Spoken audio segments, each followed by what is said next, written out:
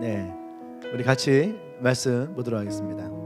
말씀은 시편 37편 4절 말씀이에요. 시편 37편 4절 말씀, 우리 한 구절 말씀이니까 같이 한번 크게 읽어볼까요? 자, 시작. 또 여호와를 기뻐하라. 그가 내 마음의 소원을 내게 이루어 주시리라. 아멘. 우리 옆 사람을 한번 이제 축복할까요? 여호와를 기뻐하십시오. 하나님이 당신의 마음의 소원을 당신에게 이루어 주십니다. 아멘. 또 여러분 자신에게 여호와를 기뻐하자. 하나님이 내 마음의 소원을 나에게 이루어 주실 것이다. 아멘. 할렐루야. 오늘 우리가 이 말씀을 통해서 지난주의 말씀을 좀 더 이어가기를 원해요. 말씀 제목 볼까요, 같이? 자, 시작. 아멘. 네. 우리가 주님 안에서 즐거워하는 삶, 이것이 우리가 하나님을 영화롭게 하는 것이다. 우리가 하나님이 사람을 창조하신 제일 목적이 하나님을 영화롭게 하고 그분을 즐거워하는 것이라고 우리가 웨스트민스터에 있는 이야기를 가지고 지난주에 말씀을 나눴죠. 네. 우리는 고민할 때가 참 많거든요. 왜 하나님 나를 만드셨지? 왜 하나님 나를 태어나게 하셨지? 이러한 고민들과 또 때로는 자신들의 연약함과 부족함을 보면서 나 같은 게 뭐라고 라고 하는 자신을 낮추는 그런 마음이 들 때마다 항상 우리에게 찾아오는 것이 창조의 목적이에요. 하나님이 살아계신데 그럼 왜 나를 만드셨을까? 나에게도 하나님의 목적이 있을까? 근데 하나님이 우리에게 말씀하시는 첫 번째 목적은 네가 성공해라, 네가 부를 이루어라, 네가 어떠한 위치가 돼야 된다라고 말씀하시는 것이 아니라 우리의 창조의 목적은 하나님을 영화롭게 하는 것, 그리고 하나님을 즐거워하는 것, 이것이 우리의 창조의 첫 번째 목적이다라고 얘기를 했어요. 여호와를 영화롭게 한다라고 하는 것은 우리가 하나님 앞에 영광을 돌린다라고 하는 표현과 비슷한데, 영화롭게 하는 것은 나의 삶을 통해서 하나님이 드러나게 하는 것. 아멘. 그래서 우리가 흔히 얘기하는 사람들이 야, 너는 진짜 믿는 사람이구나, 너는 진짜 교회 다니는 사람이구나 라고 하는 이야기를 여러분이 듣는다면 1차적으로 여러분들은 하나님을 영화롭게 하는 거예요. 두 번째는 뭐냐면, 그래서 여러분을 통해서 하나님의 복음이 그들에게 흘러가는 것, 그것이 하나님께 영화롭게 하는 거고, 그것이 우리의 삶의 예배가 되는 거고, 로마서 12장 1절에서 얘기하는 우리가 하나님의 살아있는 영적 예배자가 되어지는 거예요. 아멘. 그런데 문제는 뭐냐면, 그러면 우리가 어떻게 하나님을 기뻐할 것이냐? 어떻게? 우리의 삶은 여러 가지 어려움들이 생기죠. 고난이 생기죠. 근데 그 상황 가운데서 어떻게 우리가 지속적으로 계속 하나님을 기뻐할 수 있는가라고 하는 것이 우리에게 주어진 어떤 질문일 수 있는 거죠. 근데 오늘 우리의 말씀은 여호와를 기뻐하라, 그가 내 마음의 소원을 너에게 이루어 줄 것이다 라고 하는 이 말씀을 통해서 우리는 주님 안에서 즐거워하는 삶, 기뻐하는 삶이 어떤 것인지 구체적인 비결을 이 말씀을 통해서 우리가 좀 함께 배우기를 원합니다. 아멘. 이게 짧은 구절이에요. 이 말씀을 통해서 우리는 먼저는 다윗의 삶을 좀 살펴볼 필요가 있는 거죠. 다윗은 17세에, 우리 아는 것처럼 17세에 하나님으로부터 기름 부음을 받습니다. 사울 이후에 이제 네가 이스라엘의 왕이 될 것이다. 사울이 죽은 것이 아니에요. 그때 사울은 가장 왕성하게 활동할 때였어요. 근데 하나님이 그 사울에게 이미 마음이 떠나고 다윗을 찾아서 다윗에게 기름을 부었단 말이에요. 이 잘못하면은 우리말로 하면요, 영모예요. 영모는 팔족을 멸하게 돼 있어요. 예. 이해되시죠? 근데 하나님이 이 다윗에게 기름을 부었어요. 그리고 이제 본격적으로 다윗이 이스라엘 가운데에 드러나게 하시는 사건이 있어요. 그게 골리앗이죠. 이 골리앗의 사건을 보면은 우리가 생각할 때 뭐 다윗은 골리앗을 이기니까 결과를 알고 있는 사람들은 절대로 긴장감이 없어요. 그렇죠? 하나이글스 야구할 때에도 결과를 알면은 긴장감이 없어요. 근데 하나이글스 야구의 특징은 끝날 때까지 끝난 게 아니더라. 그저께는 야구 보다가 진짜 막 날씨도 더워 죽겠는데 짜증이 이빨이 나던 그 어쩐 일로 시작부터 이기나 했어요. 야금야금 하다가 마지막에 역전이 되어주는. 또 어제는 또 치다가 그랬어요. 이러다가 또 역전하는 거 아니야? 아니야, 이런 기도는 또 버려야 돼 했는데 기도했거든요. 주님, 이 기도가 끝나고 또 토요일 날 했는데 기도가 끝나고 리더부임이 끝나고 하나님 승리하기 원합니다. 근데 이겼더라고. 근데 어쨌든 결과를 알면 긴장감은 없어요. 근데 정말로 다윗이 골리앗을 만났을 때에 긴장감이 없었을까? 그것은 아니죠. 그 전쟁의 장터에서는 전체가 다 긴장감이 도는 그런 상황 속에 놓여 있었어요. 근데 다윗은 믿음을 가지고 골리앗을 이기게 되죠. 그랬으면 이제 다윗의 삶은 탄탄대로로, 이제 사람들이 사울은 천천히요, 다윗은 만만이라, 사울보다 다윗이 위대해지는 순간이 일어나게 된 거죠. 근데 그것이 계속 지속되었다면은 다윗에게는 고난이 없었을 것인데, 근데 그 사건 이후로부터 다윗은 계속 고난의 연속이 시작되어집니다. 언제까지요? 거의 한 20년 다윗이 온전히 이스라엘 왕이 될 때까지. 그러면서 시편이 그 가운데 쓰여진 것들이 많이 있어요. 근데 다윗의 시를 보면은 한순간도 하나님을 떠나지 않아요. 아멘. 특히 시편 34편에 가면은 불과 석 장 전인데 다윗이 아비멜렉으로부터 도망을 가는, 미친 척하면서 도망을 가는 모습이 나와요. 그러면서 거기에 어떤 말이 나오냐 하면은 여호와를 맛보아 알지어다. 제가 생각할 때 이거 미친 것 아닌가? 아니 지금 미친 척하고 쫓기는 입장이면은 기쁨이 어디가 있겠어요? 하나님을 어떻게 맛보아 알 수 있겠어요? 근데 다윗은 우리의 생각과는 다르더라는 거죠.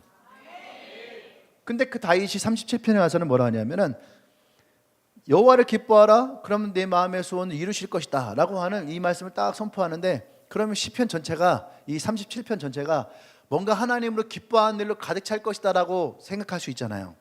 근데 37편 시작하는 말씀 볼까요? 뭐라고 쓰여져 있는가? 시편 30편 처음 시작할 때 이렇게 얘기를 해. 악을 행하는 자들 때문에 불평하지 말며 불의를 행하는 자들을 시기하지 말지어다. 이 말을 거꾸로 해볼게요. 악을 행하는 자들 때문에 지금 불평하고 있고요, 불의를 행하는 자들 때문에 내 마음에 시기가 일어나요. 저놈은 싸가지도 없고 인간성도 안 좋고 더럽게 나쁜 짓을 많이 하는데 쟤는 왜 이렇게 잘 되지? 하는 그 마음 안에 있는 것이 지금 이 다윗의 솔직한 심정이죠. 그런데 이런 다윗이 4절에 가서 뭐라 그래요? 여호와를 기뻐하라는 거예요. 여호와를 기뻐하라. 아멘. 5절에 가면은 내 길을 여호와께 맡기라. 그를 의지하면 그가 이루실 것이다. 뭔가 시편 37편 전체가 가지고 있는 이야기와 시편 37편 4절에 가지고 있는 이야기는 약간 언밸런스한 느낌이에요. 근데 우리는 이 말씀을 통해서 여호와를 기뻐한다라고 하는 것이 우리의 마음을, 소원을 이룰 수 있는 굉장히 중요한 키다라고 하는 것을 발견할 수 있어야 됩니다. 사람들이 이 말씀을 보면서 여호와를 기뻐하라 라고 하는 말씀은 살짝 접어놓고 하나님은 내 마음의 소원을 이룰 것이다 라고 하는 것에 눈이 확 뜨죠. 왜? 우리는 소원을 이루고 싶으니까. 근데 그 전제가 뭐냐면 여호와를 기뻐하라라고 하는 거야. 아멘. 그래서 오늘 이 말씀에 담겨져 있는 하나님의 놀라운 약속을 우리가 좀 발견하길 원합니다. 첫 번째는 그래서 여호와를 기뻐하라라고 하는 말은 뭐냐면 감정을 넘어서서 선택과 훈련이 필요한 거예요. 우리가 하나님을 단지 기뻐하라라고 하는 것은 기분이 좋으면은 기뻐하는 것이 아니에요. 우리의 피상적인 감정적인 반응을 넘어서야 된다라고 하는 거죠.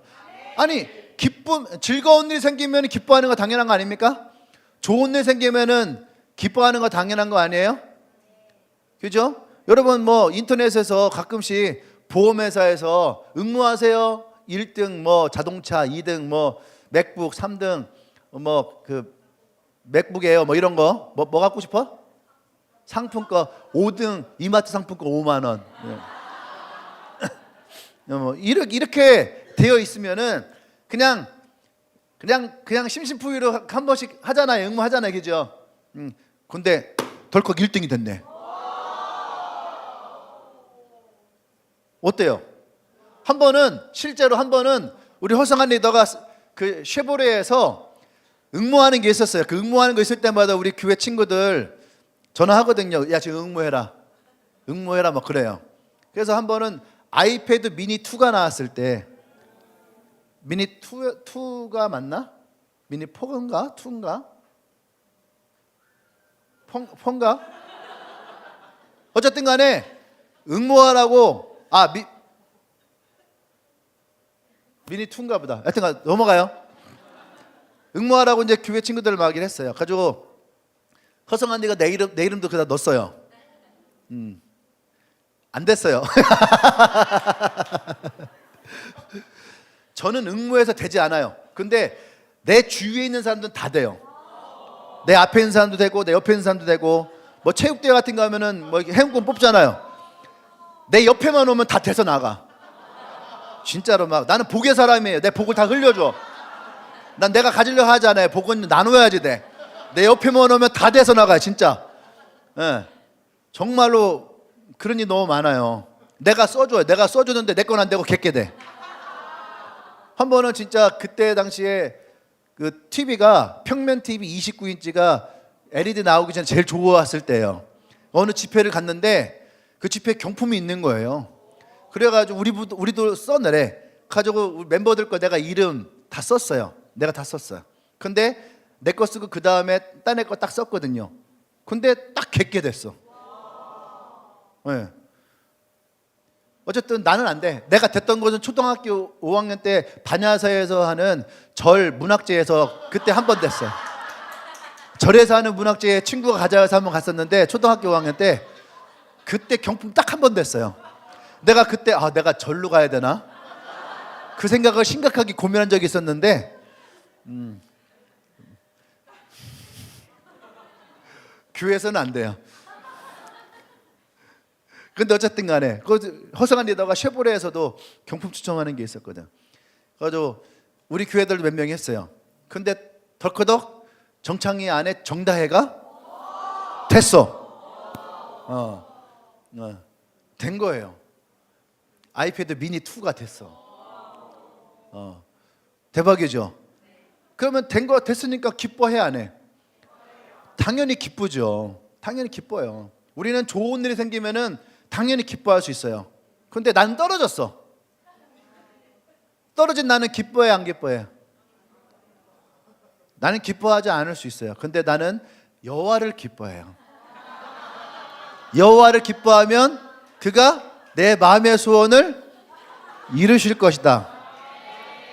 그래서 내 마음의 소원을 가졌어요. 하나님, 저거 갖고 싶어요.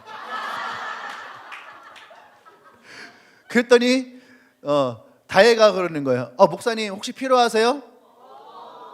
그죠?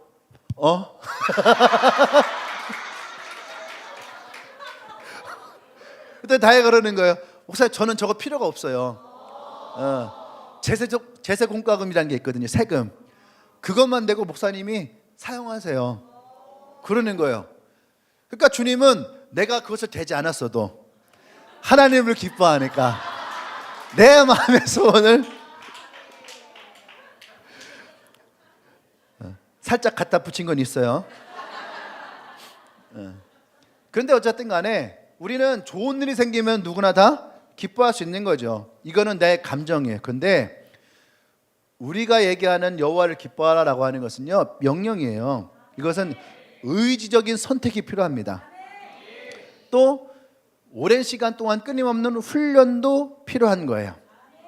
우리의 삶은요, 어쨌든 어려움이 생겨요. 문제가 생겨요. 그죠? 항상 어쨌든 우리는 문제라고 하는 것을 가지고 살아갈 수밖에 없는, 오늘 어떤 한 문제가 풀렸어요. 그랬으면은 이제는 괜찮을 거야 라고 생각되지만은 내일 되면 또 새로운 문제가 생겨요. 그죠? 또 내일 저 문제가 해결되면은 괜찮겠지라고 했지만 또다시 다른 문제들을 가지고 와요. 이런 문제들과 어려움들, 생각하지 못했던 질병의 문제들도 생길 수 있고, 경제적인 어려움도 생길 수도 있고, 풀리지 않는 어떤 관계의 문제들도 계속 생길 수가 있어요. 그럼에도 불구하고 우리가 여호와를 기뻐하는 것, 이것은 우리가 처해진 환경이나 상황을 뛰어넘어서 오직 하나님을 향한 우리의 시선을 고정할 수 있는, 그분 자체를 기뻐할 수 있는 대상으로 삼는 것, 이것은 의지적인 선택과 훈련이 필요하다라고 하는 거예요. 아멘. 어떻게 이것이 가능할 것이냐?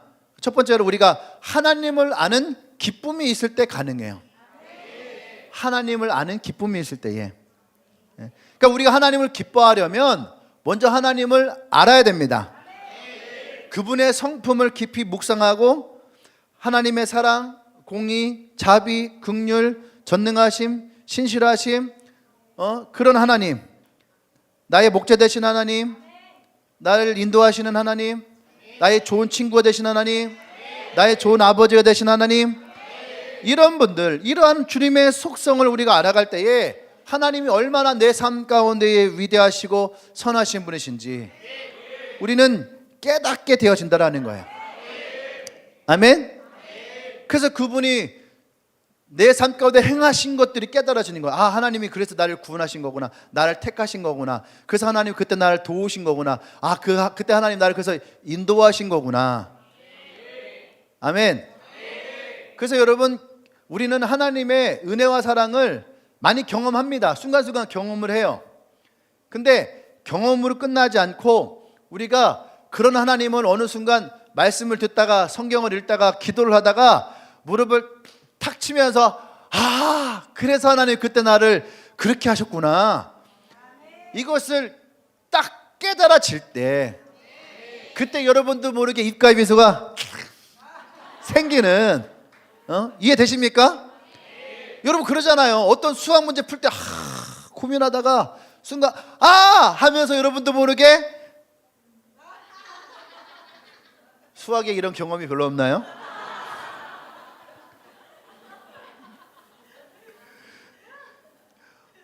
얼마 전에 유튜브를 보는데 짤에 그게 나오는 거예요. 정승재인가? 수학 선생님 있잖아요.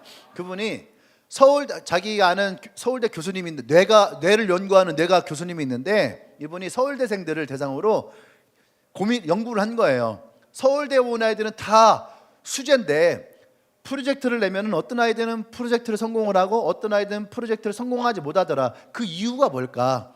그래서 이분이 그 아이들을 가지고 연구를 한 거예요. 그래서 이제 일단은 집안에 있는 재정적인 배경의 문제냐, 그래서 잘 사는 집과 못 사는 집 비교했는데 그건 아니더라는 거예요. 잘 사는 집이나 못 사는 집이나 상관이 없더래요. 그러면은 서울과 지방의 차이냐, 그러니까 서울과 지방 아이들을 이렇게 놓고 분석해 보니까 그것도 아니라는 거예요. 그 뭐가 문제일까 하다가 보니까 수학에 답이 있더라는 거야. 수학에. 그게 무슨 문제냐면, 수학 문제가 딱 나왔는데, 수학 문제를 놓고, 어려운 문제예요. 수학의 어려운 문제를 놓고 30분 이상 고민하고 생각하는 아이들, 이 아이들은 일반적으로 프로젝트를 할 때에 성공하더라는 거예요.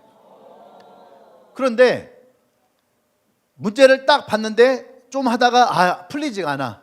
그러면은 답지를 찾는 애들, 요 애들은 프로젝트를 만났을 때에 성공하지 못하더라. 결국은 생각하는 능력이 이 아이의 인생을 풀어가는 능력이다 라고 그분이 얘기를 하더라고요. 그 뇌라고 하는 것이 공부를 잘하고 못하고 아니에요. 서울대생이라고 모두가 다 성공하는 거 아니에요. 그 아이들 중에도 회사에서 잘리고 또 명퇴당하는 친구들도 엄청 많아요. 사업에서 실패한 친구도 많아요. 그런데 대전대를 나오고 우송대를 나와도 사업에 성공하고 잘하는 친구들이 있어요. 그 차이는 학업의 차이가 아니고 서울과 지방의 차이도 아니고 문제는 뭐예요? 생각의 차이더라는 거죠. 생각의 차이. 그 신앙도 마찬가지예요. 어떤 사람들이 더 신앙생활을 잘할 수 있느냐, 어떤 사람들이 신앙생활을 못한다가 좀 그렇고 덜 하느냐, 성장하느냐 성장하지 못하느냐의 가장 중요한 차이는 저도 마찬가지예요. 생각의 차이예요.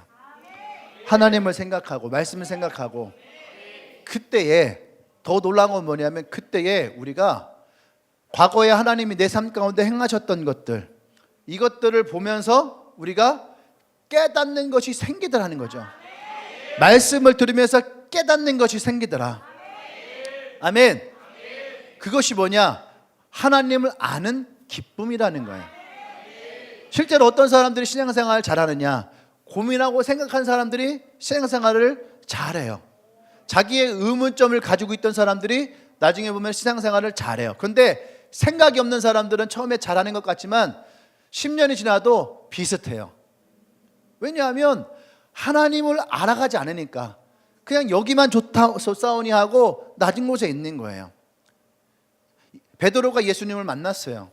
그리고 예수님과 깊은 대화도 나누었어요. 안드레는 그 예수님을 만나고 이분이 나의 메시아라고 믿음과 확신을 가졌어요. 그런데 베드로는 그 예수님을 만나고서도 어땠어요? 그냥 돌아갔어요. 성경에 예수님 만난 다음에 베드로가 어떤 마음이었는지 성경에 하나도 나오지 않아요.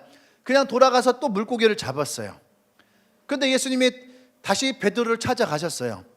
그래서 베드로의 배를 오르셔서 주님께서 베드로에게 깊은 곳에 가서 그물을 내려라. 그때에 베드로가 깊은 곳에 가서 그물을 내리는 것은 잘못됐다라고 생각을 했어요. 물고기는 그렇게 잡을 수가 없어요. 그물이 내려져서 그물의 추가 바닥에 딱 닿아서 그 속에서 물고기들을 딱 끌어올려야 되는 거예요. 그런데 깊은 곳에 가면 물고기는 얼마든지 아래를 통해서 물고기가 빠져나가면 끝나는 거예요. 근데 주님은 깊은 곳에 가서 그물을 내리래요. 어부 인생에 이것은 잘못되어졌다라고 생각을 했는데, 근데 그 순간 말씀에 의지해서 그물을 내리리이다. 아멘? 말씀에 의지해서, 이건 경험을 얘기하는 거예요. 말씀에 의지해서 그물을 내리는 것은 경험이에요. 그리고 물고기를 가득 잡았어요. 그 순간 베드로가 이 경험을 통해서 깨닫는 것이 있었어요. 뭡니까? 내가 당신을 믿지 못했다라는 거죠. 내가 당신을 신뢰하지 못했다라고 하는 거예요. 그러니까 나는 죄인입니다. 나를 떠나십시오. 나 같은 사람이 당신의 옆에 있을 자격이 없습니다 라고 얘기를 해요. 여러분, 이것은 굉장히 중요한 거예요.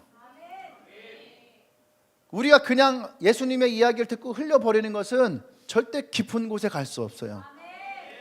우리가 고민하고 생각할 때에 그 깊은 곳에서의 하나님과의 만남이 경험되어질 때, 그때 우리는 깨닫는 것이 나와요.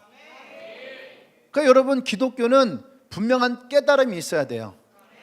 여러분들이 면벽을 보면서 득도라는 얘기가 아니에요. 이 깨달음은 뭐야? 하나님의 관계 속에서 깨달아져야 돼요. 내가 하나님을 알아가는 거야. 아, 그분이 사랑이셨구나. 아, 그분은 공의로우신 분이었구나. 그죠? 무조건 하나님 내 편일 것 같은데 아니라는 거예요. 하나님은 공의가 있는 분이에요. 또 하나님은 나의 선한 목자셨구나. 그 순간에 내가 서운해서 하나님 왜 나에게 이러시지 하고 되게 서운했는데, 그 길을 보니까 아니야, 좋은 목자셨던 거예요. 나를 좋은 길로 인도해 오셨더라는 거죠. 아멘. 이것이 깨달아져야지 돼요. 지금은 내가 아팠어요, 힘들었어요, 실패한 것 같았어요. 하지만 그분이 인도하신 길로 왔더니 어떻게 해요? 내가 성공하는 거였어요. 잘 되는 거였어요. 축복이었어요. 아멘. 익산에 가면은 하림 회장님이 다니는 교회가 있어요. 이리 신강교회라고. 근데 그 교회가 건축을 했는데 그 건축의 절반 이상을 그분이 했어요. 그때 당시에 내가 듣기는 한 250억 정도를 건축 헌금을 하고, 지금도 아마 많이 하시는 걸로 아는데, 그분이 사업에 실패를 했어요. 있는 사람들 돈 다 끌어들여가지고 결국엔 사업에 실패를 했어요. 그래서 왜 하나님 나에게 이러십니까 하고 새벽에 찾아와서 하나님 앞에 막 하소연을 한 거예요. 막 울기도 하고 막 화도 내고. 근데 기도하는 가운데 새벽에 하나님이 뭐라냐면은 닭을 사라. 그 마음에 감동이 오네요. 아니 내가 이렇게 다 망했는데 더 이상 돈을 끌어올 데도 없는데, 사업하시는 분들 있잖아요. 힘들 때 여기저기 돈 다 끌어오거든요. 근데 그렇게 해서 망하잖아요. 그러면 쑥대밭이 나요. 근데 하나님이 강력하게 닭을 사라. 그래가지고 익산에 저 그 시골 마을 안쪽에 있는 양계장 하나를 진짜 마지막으로 있는 돈 없는 다 끌어모아가지고 양계장을 산 거예요. 근데 그때 조류 인플루엔자가 온 거예요. 그래서 닭들 다 죽었는데 고기만 살았어요. 고기는 살았어요. 그래서 이분이 닭을 막 하고 그러면서 하림이라고 하는 회사의 시작이 된 거죠. 근데 제가 듣기로 한 5년 6년 전에가 하림이 계열사가 21개였어요 21개. 네. 지금은 아마 더 커졌겠죠. 근데 그분의 어떤 간증들을 보면은 틀림없이 나는 실패했고, 내가 하나님을 향해서 실패한 인생에 대해서 얘기했지만 시간이 지났을 때에 나는 실패한 것이 아니고 하나님의 선하심을 인도함을 받았다. 할렐루야. 여러분, 어려움을 만났을 때에도 우리가 하나님이 어떤 분이신지를 우리는 발견할 수 있어야 돼요. 아멘. 그래서 이 기쁨은 내가 무엇을 해서 얻어오는 기쁨이 아니에요. 하나님이 어떠한 분이신지를 우리가 깨달을 때 나에게 오는 경이로움, 감탄. 아, 하나님은 내게 이런 분이시구나. 야, 하나님 진짜 멋지신 분이구나 하는 이런 경험들을 여러분들이 해야 돼요. 그래야지 이것이 깨달아집니다. 그러니까 여러분, 이것을 경험하신 분들은 이런 깨달음이 와요. 그러면 제가 지금 설교하는 이 내용에 하나님을 기뻐한다라고 하는 거 어떤 것인지 여러분들이 알 수가 있는 거죠. 근데 요걸 잘 경험하지 못한 분들은 여전히 하나님을 기뻐하는 것에 대해서 어떻게 그러면 하나님을 알아야 되는 건데? 어떻게 하나님을 경험해야 되는 건데? 이렇게 생각될 때가 많아요. 그건 또 우리가 또 뒤에 계속 신앙생활은 계속 반복이 돌아가는 거예요. 그렇기 때문에 여러분들이 또 하나님을 경험할 일이 생깁니다. 그러니까 여러분들이 엔카운터 같은 걸 끝나잖아요. 그러면 엔카운터를 끝났을 때 여러분들이 진짜 하나님 그분 자체로 기뻐해요. 그냥 그게 기뻐요. 그래서 회사를 가요. 학교를 가요. 그럼 사람들이 야, 너 뭐 좋은 일 있냐? 그렇게 얘기를 해요. 그게 뭐예요? 하나님으로 기뻐하는 거예요. 그냥 그걸 여러분들이 경험하신 거죠. 여러분 예배를 드렸어요. 너무 행복하고 좋았어요. 그 집에 갔어요. 그러더니 가족들이 뭐 교회에서 좋은 일이 있었어? 이렇게 얘기를 해요. 그것이 하나님으로 기뻐하는 거예요. 할렐루야. 우리가 없는 것이 아니에요. 순간순간 있다는 거죠. 근데 그 있는 것을 우리가 잃어버리고 그것이 오래 지속되지 않아요. 이해되시죠? 그러니까 우리가 이러한 하나님을 기뻐하는 것이 아까 얘기했던 것처럼 훈련되어져야지 돼요. 그리고 내가 하나님으로 기뻐하는 것에 내가 선택할 수 있어야 되는 거죠. 아멘. 또 우리가 어떻게 여호와를 기뻐할 수 있느냐? 하나님의 관계에서 오는 기쁨이에요. 이 첫 번째 것이 되어지면은 두 번째에 하나님의 그 관계 자체에서 오는 기쁨을 우리가 맞이할 수 있는 거예요. 그 지난주에 얘기했던 마르다 마리아가 바로 그런 거예요. 마르다는 예수님을 위해서 일을 하는 것을 선택했어요. 그런데 일하는 것을 선택했는데 그 일 때문에 예수님의 관계가 매몰돼 버려요. 화를 내고 짜증이 나기 시작하는 거죠. 그러니까 주변에 있었던 마리아도 어떻게 해요? 마리아에게 짜증내기 시작하는 거예요. 또 예수님한테도 짜증내기 시작하는 거예요. 예수님께 좋게 얘기했을 것 같아요. 예수님 하면서 얘기했을 것 같아요. 자기가 하다가 막 짜증나니까 그냥 예수님 마리아를 막 웃으면서 얘기만 하고 있는 그 예수님도 짜증나는 거야. 예수님! 좀 마리아한테 좀 얘기해야 되는 거 아니에요? 내가 이렇게 일하고 있는데. 우리도 예수님한테 짜증난다니까. 그러니까 마리아에게도 짜증나 있는 거죠. 이게 뭐예요? 이 잘못된 관계로 매몰되어질 때 이렇게 나와요. 예수님을 기쁘시게 하려는 마음이 앞서다 보면 예수님에게 짜증나. 하나님을 기쁘게 하시려고 하다 보면 어떻게 해요? 하나님께 짜증나는 거예요. 하나님! 처음엔 그래요. 내가 주를 위해 살겠습니다. 내가 100명의 영혼을 내가 주님께 드리겠습니다. 막 신나요. 이때는 그러니까 주님을 기뻐하는 거야.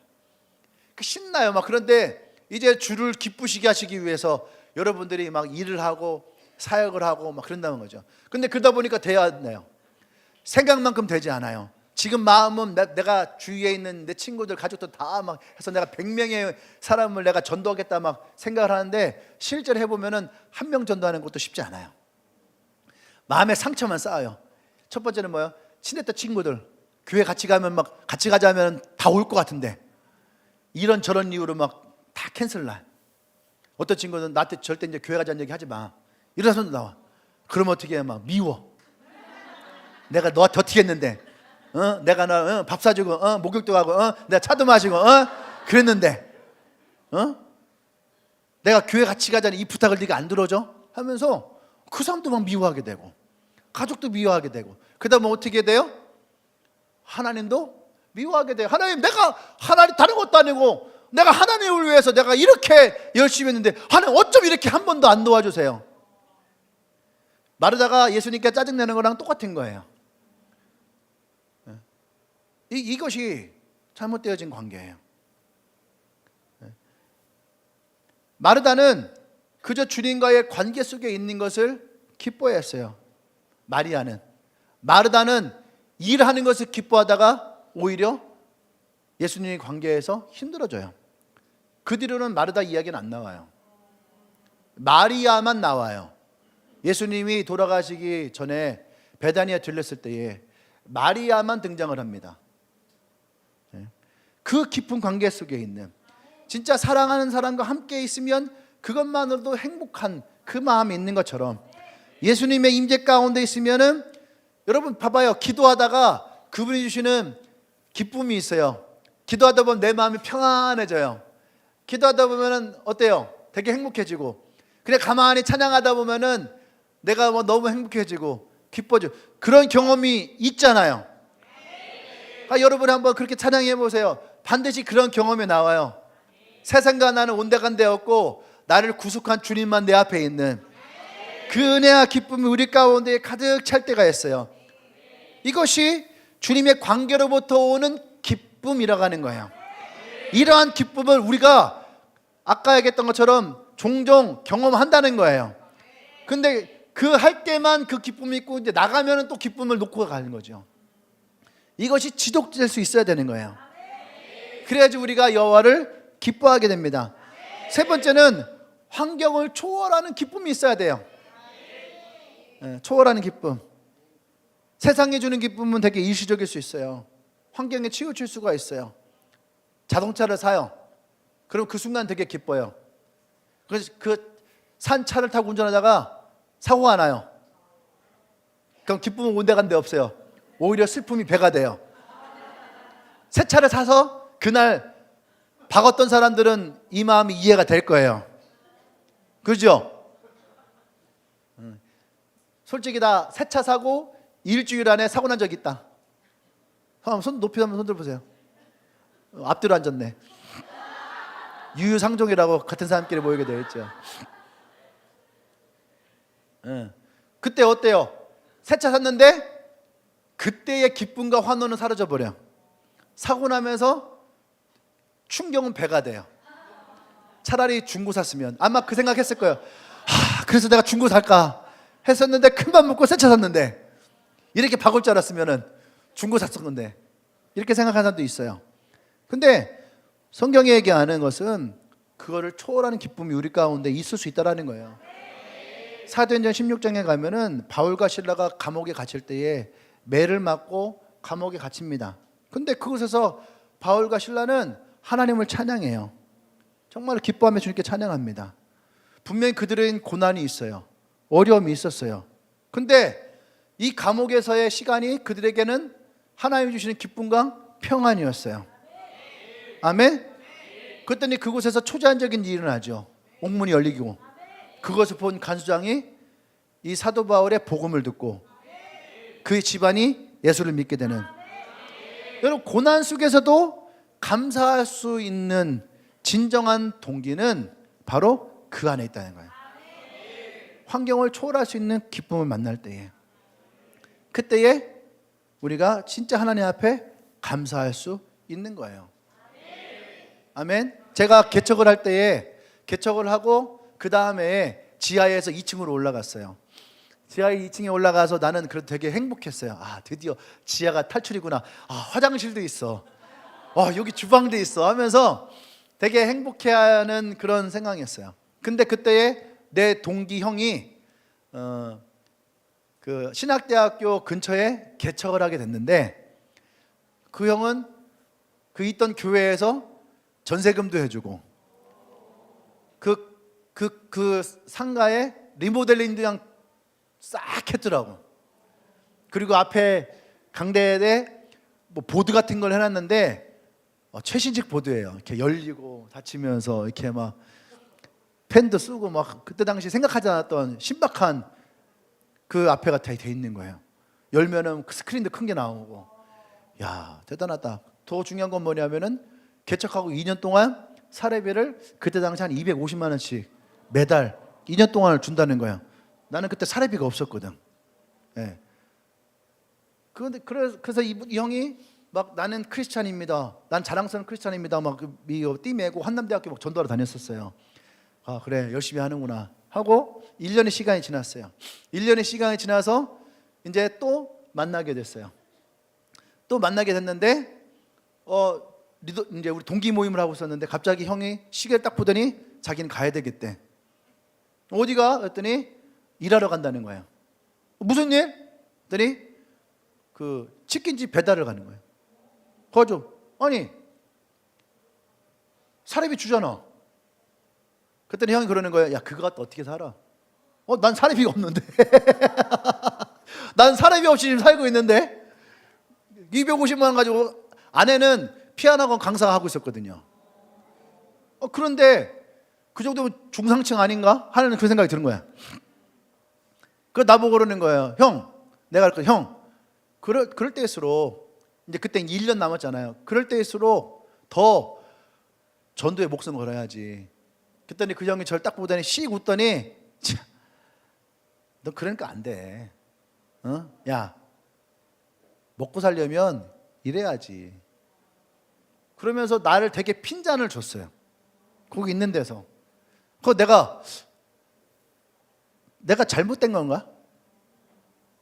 근데 내 마음엔 여전히 목사는 하나님께 목숨을 걸어야 되는데, 목사가 배달하는 것이 아니라 목사가 하나님께 목숨을 걸어야 되는데, 그저 하나님이 나를 먹이시고 입히시고 살리실 텐데. 그랬거든요. 결국 그 교회는 1년 후에 문을 닫았어요. 되게 안타까웠죠. 만약에 1년, 2년 지났는데 교회가 많이 성장을, 멤버도 갖고 시작했어요. 멤버도. 그런데 그 교회 가서 1년 더 해주십시오. 그 뒤에 또 1년 더 해주십시오 하면 그 교회가 안 해주겠어요? 정말로 복음에 목숨 걸고 있는데 해주시겠지. 근데 우리는요, 그 하나님을 신뢰를 못하는 거예요. 초월하시는 하나님을 신뢰를 못해요. 그러니까 저를 찾아오는 개척하신 목사님들에게 항상 얘기하는 게 뭐냐면, 하나님이 일하시도록 하나님께 내어놔야 된다. 그래야지 초월하신 하나님을 경험해요. 먹이시고 입히신 하나님을 경험해요. 근데 그분들이 그런데 생활하려면 일을 해야 됩니다. 그렇게 얘기를 하면 저는요, 제가 하지 말라고는 하진 않아요. 왜? 그건 그분의 선택이니까. 어쨌든 나는 내가 경험한 것을 가지고 얘기하는 거고, 그분들에게 얘기하는 거고, 그 선택은 그분들이니까. 근데 그렇게 선택했던 분들이 목회에 집중하시는 분은 전 지금까지 본 적은 없어요. 마르다처럼 오히려 주를 위해서 시작했다가 주를 원망하고, 내가 주님을 위해서 개척을 시작했는데 지금 먹고 사는 문제 때문에 내가 너 이렇게 힘들어요. 하나님 어떻게 된 겁니까? 저는 이런 분들은 많이 봤어요. 그래서 저는 항상 할 때에 하나님께 목숨을 걸어라. 하나님께 목숨을 걸어라. 내가 하나님께 목숨을 걸면 하나님은 나의 인생을 책임지신다. 할렐루야.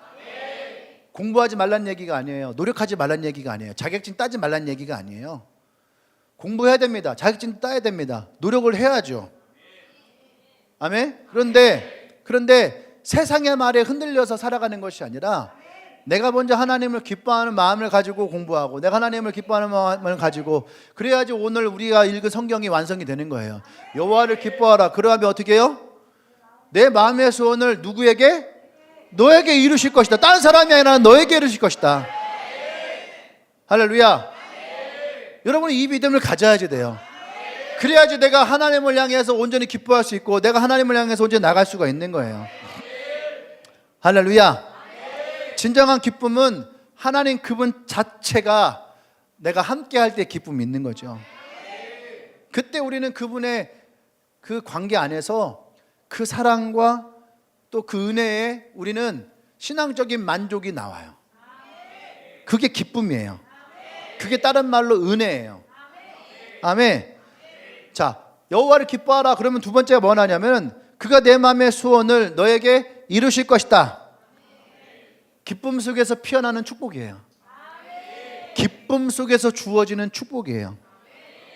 내가 여호와를 기뻐할 때에 하나님은 우리에게 놀라운 약속을 주신다라는 거예요. 너의 마음의 소원을 내가 이룰 것이다. 아멘. 근데 마치 이게 내가 하나님을 기쁘시게 하면 내게 원하는 것을 하나님이 그 소원을 들어주실 것이다 라고 사람들은 착각을 해요. 예. 내가 하나님을 기쁘시게 하면 내 소원을 이루어 주실 것이다 라고 그렇게 우리는 이 말씀을 왜곡시켜요. 그것이 아니에요. 성경은 여호와를 기쁘시게 하라가 아니라 여호와를 기뻐하라. 아멘. 여호와를 기뻐하라. 그리하면 네가 원하는 것을 내가 들어줄게. 이거 단순한 거래예요. 단순한 거래. 아멘. 근데 이 단순한 거래는 더 깊은 영적인 의미가 담겨져 있어요. 어떻게 내 마음의 소원을 이루시느냐? 첫 번째 뭐냐면 나의 소원에 변화와 성숙이 생겨요. 내 마음에 변화와 성숙이 생겨요. 네. 우리가 주님을 기뻐하고 주님과의 온전한 이 교제 가운데에 내가 들어가기 시작하면 놀라운 건 뭐냐면 내 소원이 바뀌어요. 내 소원 자체가 변화돼요. 내가 부끄러운 건데 부끄럽지만은 뭐 사실이니까 얘기하겠습니다. 제가 전도사가 됐을 때에 저는 평신도였거든요. 평신도로 사역을 20살 때 시작을 했어요. 그래서 열심히 13년 동안을 열심히 사역을 했거든요. 그러다가 전도사가 됐고 또 전도사가 되고 청년 사역을 하고 청년 사역을 하면서 부흥을 경험을 했어요. 군대에서도 부흥을 경험을 하고 군대에서도 뭐 한 20명, 10몇 명 있는 교회에 군대 교회에 내가 1년 동안 군종병 하면서 130명이 넘었어요. 그리고 건축을 새로 했습니다. 저에겐 불행이었어요. 병장을 힘들게 보냈거든요. 근데 어쨌든 그런 일이 있었어요. 나왔어요. 전도사 하면서 청년부를 하게 됐어요. 60명쯤 됐었는데 7년 하는 동안에 400명이 넘었어요. 그러니까 대전에서 제일 부흥하는 교회 중에 하나가 됐어요. 청년 사역으로. 그리고 내 마음에는 소원이 생겼어요. 아, 내가 책을 써야 되겠다. 청년 사역 책 써서 내가 히트하고 좋고 큰 교회에 담임 목사 청빙받아야 되겠다. 그 마음의 소원을 내가 가졌어요. 그래서 어느 날 책을 쓸 준비를 다 해놨어요. 목차를 다 만들어 놓고 청년사회의 노하우 같은 것도 다 써놨어요. 이제는 내가 다시 한 번의 임상 경험을 통해서 책을 써내면 되는 거야. 서울에 있는 큰 교회 몇 군데에서 청년 담당으로 스카우트제가 들어왔어요. 근데 제가 안 갔어요. 안 간 이유는 그 당시에 뭐 삼일교회라든지 또 좀 큰 교회 몇 군데에서 부교육자들이 청년 담당 부교육자들이 책을 썼어요. 청년 부흥 이야기 뭐 이런 책을 썼어요. 그러면서 부흥했던 책 내용을 썼거든요. 그래서 내가 생각을 했죠. 역발상으로 그럼 나는 서울 가지 말아야 되겠다. 지방에서 부흥시켜서 지방에서 청년부가 일어난다는 것을 내가 해야 되겠다. 그래서 한 20명쯤 되는 교회를 갔어요. 그러니까 9개월 만에 20명쯤 되는 교회를 110명이 넘게 만들었어요. 근데 그때 전도 하나도 안 했어요. 기도와 말씀으로만. 그래서 되는구나. 그리고 이제 9월 달이 되면은 내가 전도를 시작하리라. 전도 시작하면은 그 해 200명까지는 치고 갈 수 있다. 계산이 탁 돌았어요. 그리고 그 다음에 400명 치고 내가 책을 쓰겠다. 생각을 다 해놨어. 이미 플랜은 다 짜있는 상태예요. 그리고 내가 나름대로 그때 꽤 유명했거든. 그래서 이제 내가 책만 쓰면 된다. 임성경. 그런데 웬걸 8월 15일경에 갑자기 하나님이 내가 있던 교회를 사임을 해라. 이미 1월 달부터 하나님이 개척에 대한 걸 줬었거든요. 근데 내가 그걸 무시했어요. 계속 9번에 그 확인됐지만 나는 그 길이 아닙니다. 그러면서 아니고 했는데 갑자기 8월 15일경에 사임해라. 그래서 2주 만에 그 교회 사임하고 나왔어요. 8월 31일 날에 나왔어요. 돈도 없어요. 백도 없어요. 개척이 뭔지도 몰라. 그 상태에서 딱 나온 거죠. 진짜 낙동강 오리알처럼 딱 던져졌어요. 그리고 하나님이 기적과 같이 개척을 하게 했어요. 그래서 또 한 5년 6년 만에 교회가 급성장을 막 한 거예요. 그래서 어깨 힘이 입방구 들어가고 장로 우리 통합측 총회에서 저를 불러요. 청년 세미나 강사를 세우고 또 에큐메니칼 선교대회라고 해서 통합측, 합동측, 감리교단에 부흥하는 교회 세 교회를 가지고 세미나를 하는 거예요. 감리교회는 대전 둔산제일 감리교회. 그때 당시 굉장히 핫했거든요. 거기에 담임 목사님. 또 하나는 빛가진리 교회라고 건대 쪽에 있는 청년 사역을 한 2,000명 이룬 교회예요. 근데 아마 여러분 뉴스 봤을 거예요. 뉴스 나왔어요. 그 교회가 제자 훈련하다가 인문 먹여가지고 그래서 막 문제시가 됐던 교회였어요. 하여튼 그런 교회가 있어요. 그때 당시에. 근데 그때 전에 한 2년 전쯤에 그 목사님 전병훈 목사님 이후로 합동측에서 키우는 목사님이었어요. 되게 유명한 목사님이야. 그리고 주님의 교회 황성림 목사. 내가 근데 기쁜 게 아니라 이 앞에 두 명을 강사를 딱 놓고 날 딱 놓으니까 내가 쫄려요. 전화해서 사이즈가 너무 차이 납니다. 바꿔달라고 해서 내가 못하겠다고. 근데 총회에서 뭐라 하냐면은 그분들은 이미 오랜 시간 동안에 성장한 교회고 당신은 이제 개척해서 성장하는 교회니까 당신과 같은 케이스가 있어야 된다. 또 그 말을 또 오케이 해서 갔어요. 가서 지방과 서울에 가서 이제 막 설교를 했어요. 그러니까 또 내 마음 안에 그런 게 있잖아요. 여전히 성장시키고 막 교회를 일으키고 그래서 또 막 유명해지고 하는 그런 마음이 있었어요. 없는 게 이상한 거 아니에요? 그리고 그때 당시 내가 수련회 같은 집회도 되게 많이 다녔어요. 엄청 많이 다녔기 때문에 내 마음 안에는 그것도 빨리 이렇게 교회가 또 내가 유명해지고 커지고 그런 마음이 있어요. 그런데 어느 순간 그 마음이 바뀌기 시작했어요. 첫 번째로는 코로나 터지기 18년도 19년도에 교회가 힘들었어요. 마음이. 왜냐하면 같이 했던 멤버들 가운데 어려움이 생기고 그래서 설교도 그런 게 있어요. 이런 침체 처음이야. 침체가 왔는데 이런 침체가 처음이에요. 뭘 해도 행복하지 않고 기쁘지 않고. 그래서 저는 코로나 왔을 때 되게 행복했어요. 왜냐하면 공식적으로 사역하지 않아도 되니까.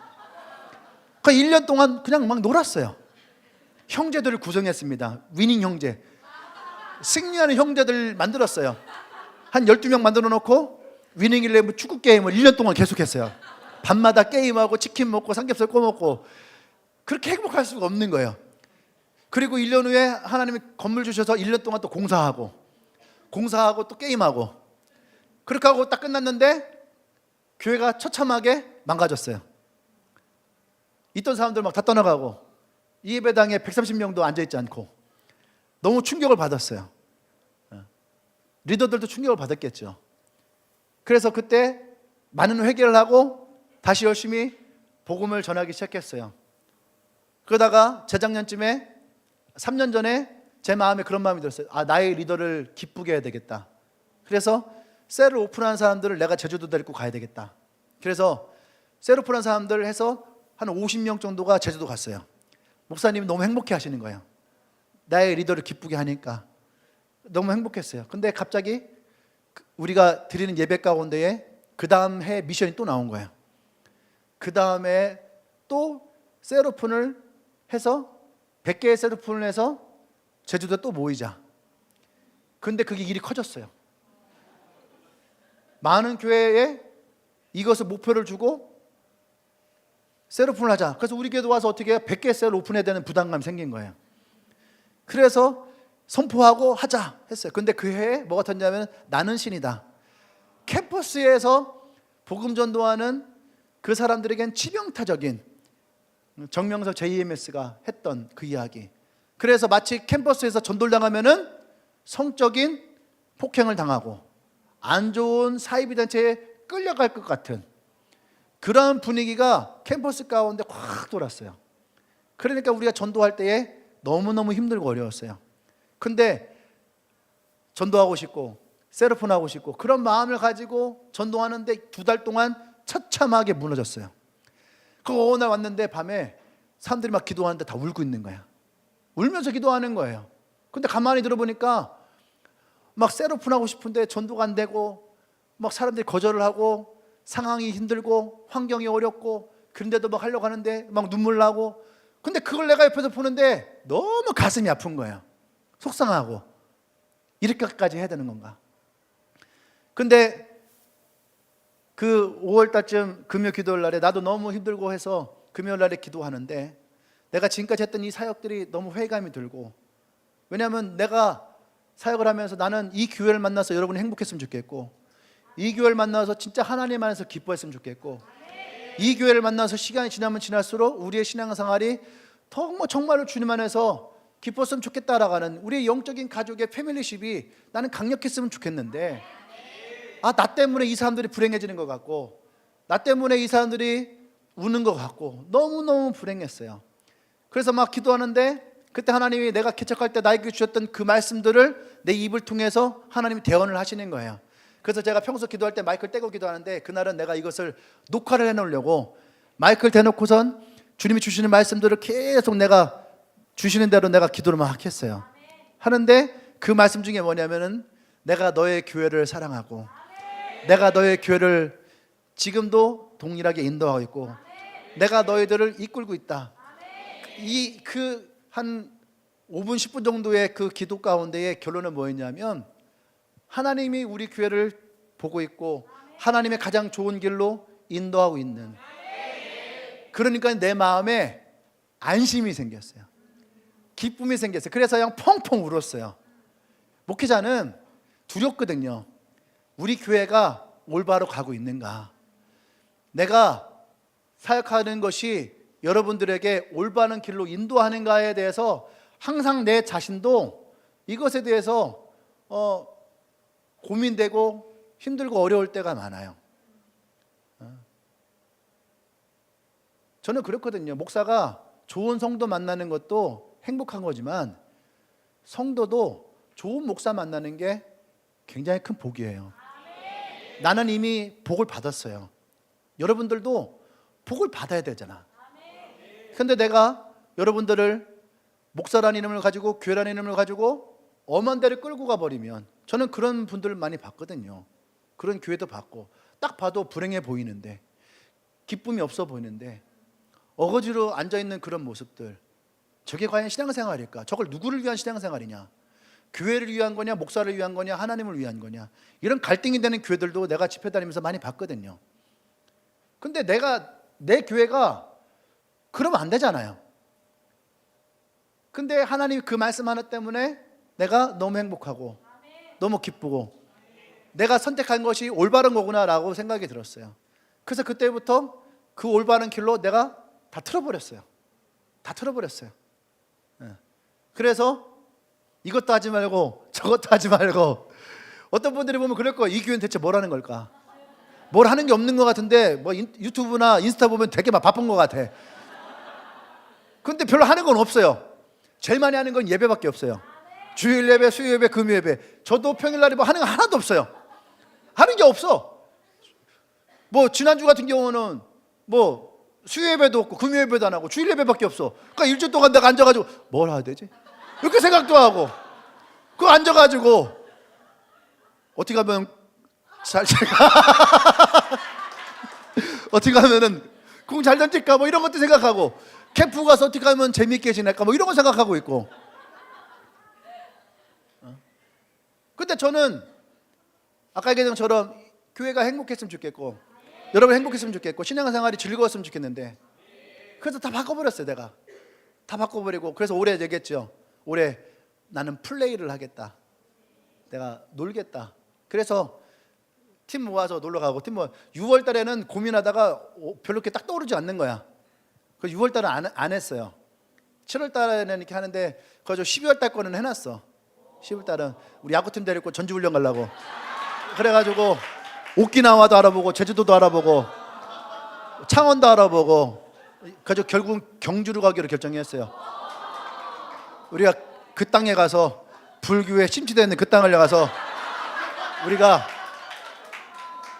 기도 잠깐 하고 야구 선교해야 되겠다. 우리 김재영이가 소원하더라고. 12월 달 가야 됩니다. 12월 달 가야 됩니다. 왜 그랬더니 1월 달에 애 나올 수 있습니다. 그 마음의 소원을 이뤄주려고. 제가 여러분에게 이렇게 얘기하는 얘기는 뭐냐면, 저의 자랑을 얘기하는 것이 아니라 나도 여러분들에게 동일하게 내 소원도 변화되더라는 거예요. 내 소원은 목사지만 내 안에도 욕망이 있고 욕심이 있고 성공하고자 했던 그런 마음이 있더라는 거예요, 목사로서. 근데 정말로 내가 주님과의 관계 속에서 여러분들을 바라보고 교회를 바라보면서 내 안에서 정말 그 하나님만으로 기뻐하기를 결정을 하니까 내 마음의 소원이 바뀌었는데, 그러니까 저는 내가 유명해지는 것도 하나도 이제 소망이 없어요. 그 저는 근래에 막 어디 사약 들어오면은 사실 캔슬합니다. 스케줄 있다고 바쁜 척해요. 그 스케줄은 뭐예요? 그 야구하러 가는 거래. 나 아니어도 좋은 분들 많으니까, 예, 안 가요. 그래서 안 가요. 그리고 그냥 여러분들과 함께 있는 거, 여러분들과 함께 시간을 보내는 거, 예배하는 거, 이것이 나에게는 가장 큰 기쁨이고 즐거워요. 내 마음의 소원이 바뀌더라는 거예요. 정말 하나님을 기뻐하시는 거. 그래서 설교도 또 바뀌었어요. 그것이 뭐냐면, 여러분, 내가 하나님을 기뻐하기로 결정하면은 하나님은 내 마음의 소원을 이루시는데, 예전에 있던 소원이 아니라 나의 마음과 하나님의 마음이 일치되어지는 소원, 이 소원을 주님은 이루어 주세요. 아멘. 내 욕심의 소원이 아니라 하나님의 소원. 그래서 우리가 블레싱 25를 할 때에도 난 여러분들이 그걸 경험했으면 좋겠어요. 내 마음의 욕심, 그냥 전도하고 싶은 내 마음의 욕심이 아니라 진짜 하나님이 영혼을 사랑하는 그 마음을, 그죠? 이 도시를 사랑하는 마음, 우리 가정을 사랑하는 마음, 그 마음에 우리의 마음이 일치가 돼서 기도할 때에 하나님이 이 기도 가운데 어떻게 역사하시는가를 우리가 경험하고 깨달아서, 그래서 우리가 더 하나님과의 관계 속으로 들어갈 수 있는 나와 여러분들 되어지길 원합니다. 아멘. 그때 우리는 두 번째가 뭐가 되냐면은 하나님이 공급하시는 은혜를 경험하는데, 하나님의 공급은 내 육의 만족이 아니라 내 영의 만족을 주세요. 아멘. 신기한 거예요. 여전히 내 재정은 부족해요. 그런데 내 영이 만족이 오니까 그것이 걱정이 안 돼. 하나님이 우리에게 주시는 은혜로 내 안에 기쁨이 있더라는 거예요. 아멘. 그래서 여러분, 신앙은 경험되어져야지 돼요. 그냥 듣는다고 되는 것이 아니에요. 기도도 한번 해봐야지 되고, 내가 철야 기도도 한번 해보고, 성경도 한번 읽어보고, 그래서 뭔가 하나님과의 관계에 그 속으로 들어갈 때에 그때 하나님이 내게 공급해 주시는 은혜를 경험을 해야 돼요. 그러면 그 하나님으로 기뻐하는 것도 어떤 것인지 알고, 그 하나님으로 만족하는 것이 어떤 것인지도 알아요. 그렇지 않으면 여전히 우리는 상처와 아픔을 끌어갈 수밖에 없어요.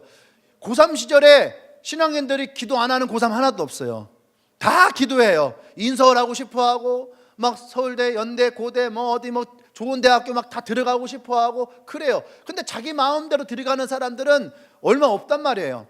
그러면은 그것에 대해서 내가 하나님께 마음을 내놓지 못하면은 상처예요. 아픔이에요. 내가 그렇게 기도했는데, 내가 그렇게 하나님 상황을 한번 돌아달라고 했는데 어떻게 하나님은 이렇게 한번 들어주지 않습니까? 오히려 하나님을 마르다와 같이 공격하고 하나님 원망하고 짜증낼 수 있어요. 그런데 내가 하나님으로 기뻐하는 것이 훈련되어지면 여러분, 하나님은 결코 실수하지 않아요. 하나님은 결코 실수하지 않아요. 제가 고3 때 우리 집이 가난해서 제가 처음으로 내 마음에 소원이 생겼어요. 그게 뭐냐면 사관학교 가는 거였어요. 그 선생님을 찾아갔어요. 선생님, 저 사관학교 가고 싶습니다. 그때 선생님이 웃어요. 왜? 네 성적으로는 안 돼, 그러는 거예요. 그러면서 뭐라냐면 수능 점수 몇 점 이상 나오면은 내가 써줄게, 그러는 거예요. 그래서 그 마음에 소원이 왔어요. 그래서 한 달 동안 공부했어요. 한 달 동안 공부해서 선생님이 원하는 만큼의 수능 성적이 나왔어요. 그 사관학교 시험을 내가 쳤어요. 사관학교 시험 칠 때 내 인생에 다시 올 수 없을 만큼 열심히 공부했어요. 코피 터지면서 열심히 공부했어요. 근데 나는 붙을 줄 알았어요. 내 친구는 붙었거든. 근데 나는 떨어졌어요.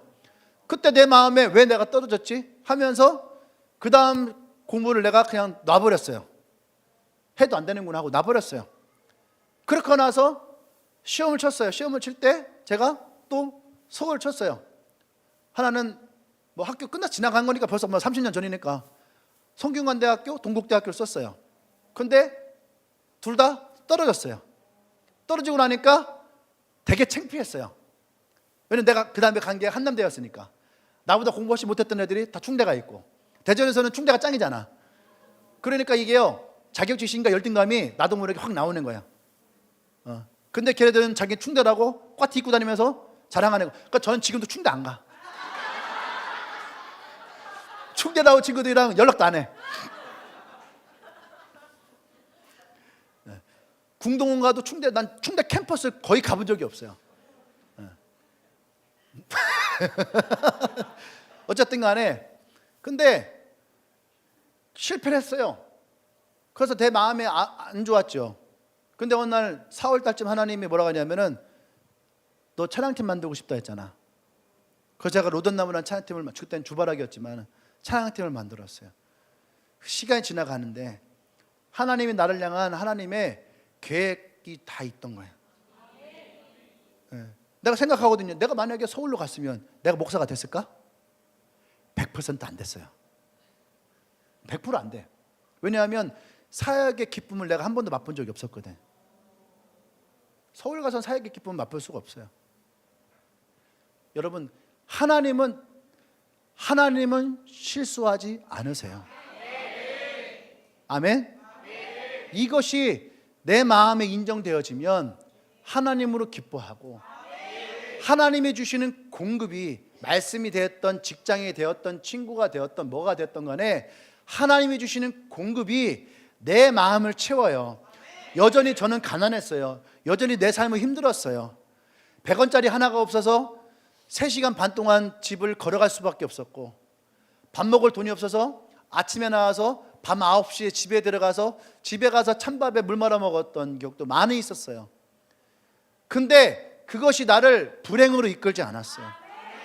하나님이 주시는 기쁨이 있고 만족이 있으니까 그것은 내가 하나님을 향해 나아가는 과정이었지, 그것이 결과가 되어서 나를 그 현실에 매몰시키지 않았다는 얘기예요. 그래서 여러분, 육의 만족이 아니라 하나님으로부터는 영의 만족이 있어야지 하나님은 우리의 마음의 소원을 온전히 이루세요. 할렐루야. 그래서 우리의 신앙은 경험되어져야지 돼요. 그래서 신앙생활을 혼자 하는 것이 아니에요. 신앙생활은 공동체와 함께 할 수 있어야 돼요. 아멘. 셀과 함께 할 수 있어야 되고, 사람들과 함께 할 수 있어야지 돼요. 그 속에서 우리는 듣게 되고 보게 되고 발견하게 되고 깨닫게 되어지고, 아멘. 그때 하나님이 내게 어떤 것을 행하셨는지를 우리는 알 수 있어요. 그러면 어떻게 되는지 알아요? 하나님은 나를 놓지 않으셨구나. 하나님은 나를 포기하지 않으셨구나. 하나님은 그때 나를 모른 척하지 않으셨구나. 하나님은 그 순간에도 나와 함께 하셨구나. 하나님은 그 순간에도 나를 인도하셨구나. 할렐루야. 그 하나님의 신실하심을 우리는 발견하게 돼. 아멘. 그때 우리는 더 깊은 하나님의 관계 속으로, 더 깊은 하나님의 그 만남 속으로 우리는 들어가게 되어져. 아멘. 그러면 여러분, 하나님이 내 마음의 소원을 한 가지 한 가지 이루신 것도 여러분 발견하게 됩니다. 아멘. 네, 오늘도 하다 보니까 가지를 못했어요. 이것은 또 기회가 있을 때 금요일 날에 실제적인 비결은 자꾸 빠지네. 지난주에도 실제적인 비결이 금요일 날로 갔는데 이번에도 실제적인 비밀은 금요일 날 가야 되는데 금요일 날에 신나는 가네. 그 다음에 나오도록 하겠습니다. 네. 근데 여러분, 요거까지만 여러분들이 마음에 잘 담으세요. 마음에 잘 담으세요. 네.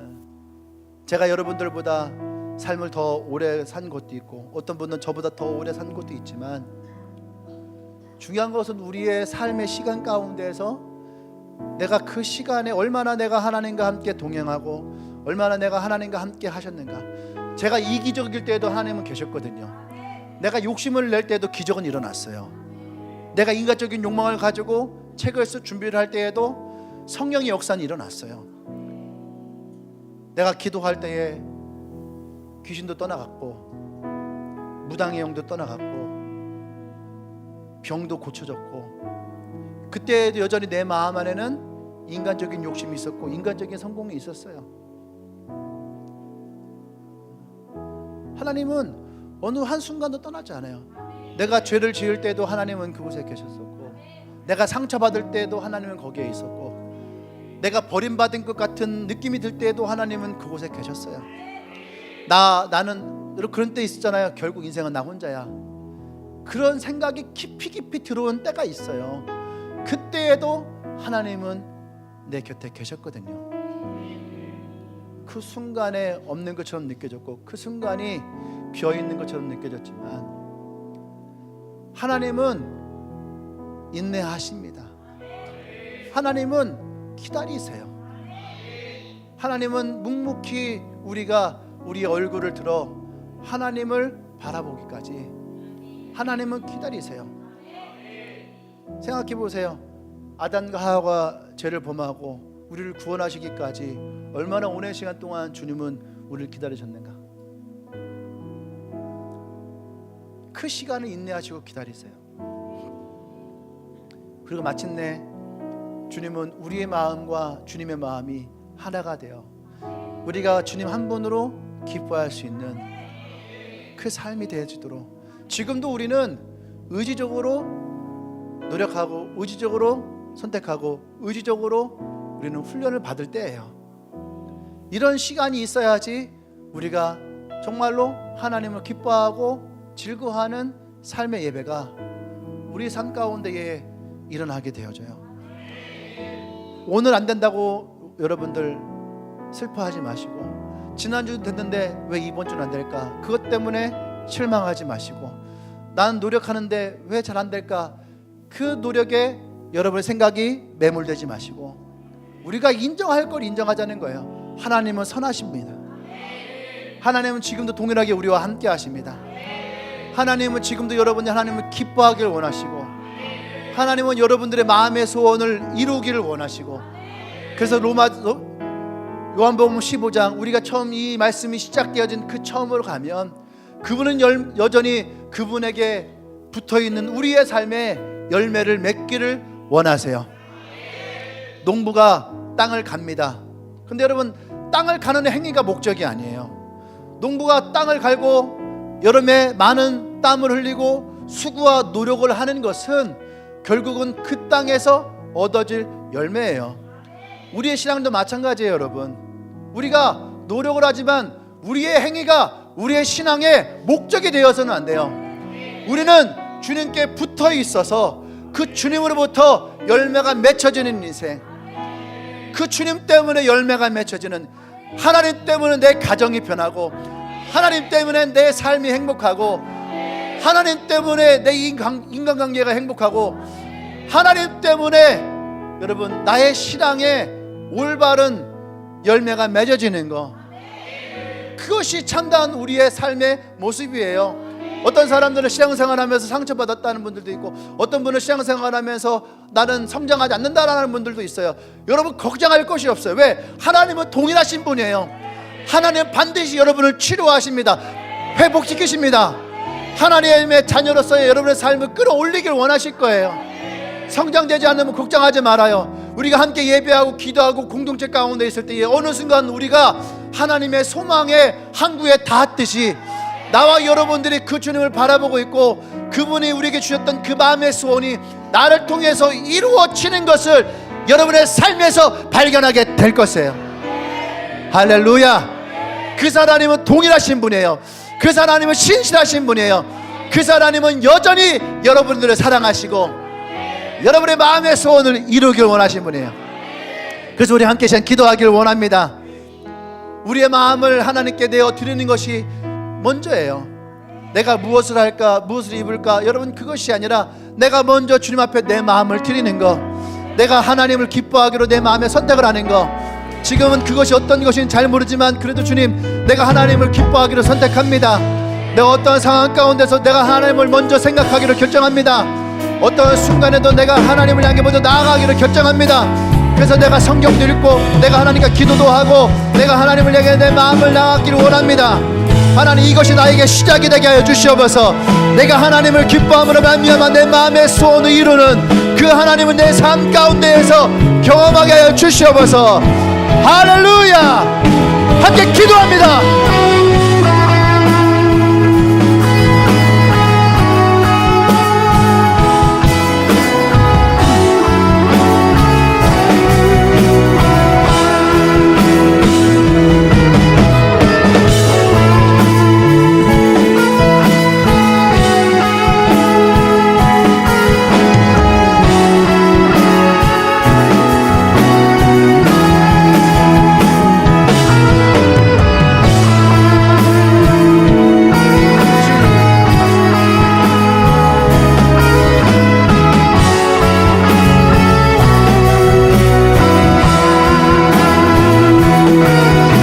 할렐루야. 니에미야 8장 10절에서 니에미야가 그렇게 얘기를 해요. 하나님을 기뻐하는 것이 너의 마음의 힘이다. 여러분, 하나님 마음을 기뻐하십시오. 그 마음을 지키는 것이 생명의 근원이에요. 여호와를 기뻐하는 것, 그것이 나의 생명이고 나의 능력이고 나의 힘이고. 그렇습니다. 주님, 우리가 하나님을 기뻐하기로 선택합니다. 하나님 기뻐하기로 결정합니다. 이것을 우리가 다 할 수는 없지만은 시간이 지나가며 하나님을 만나며 이 관계 속에서 하나님 경험하게 하시고 깨닫게 하셔서 진짜 하나님 안에 있는 나의 삶의 만족이, 주님 주신 평안함이 우리 가운데 가득하도록 성령 인도하여 주시옵소서. 하나님과 교회와 성도와 하나님, 이 모든 것이 하나님 내게 주신 축복임을 알게 하시고 공동체를 통해서 그 하나님의 사랑을 우리가 더 많이 경험할 수 있도록 역사하여 주시옵소서. 이제는 우주 예수 그리스도의 구속의 은혜와 하나님의 크신 사랑과 성령 교통 역사하심이 우리가 하나님을 기뻐하기로 결정하며, 그래서 내 마음의 소원이 주님의 소원과 하나가 되어 주님이 이루실 것을 소망하며 나아가는 주님의 모든 성도들 위해 지금으로부터 영원토록 함께 하시기를 간절히 축원합나이다. 아멘. 아멘.